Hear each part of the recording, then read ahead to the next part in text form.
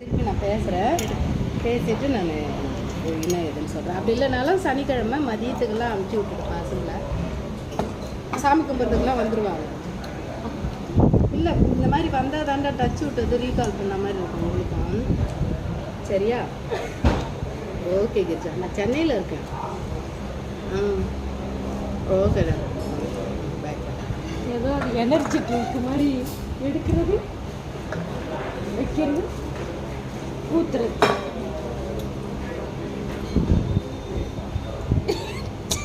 குழம்பு ஊற்றிக்கிறேன். ஏங்க இது போட்டு அவன் சாப்பிட மாட்டாங்க, அவன் சிக்கனில் வச்சுக்கிறான். ஐயோ, பிள்ளைக்கு வைக்க முடியல.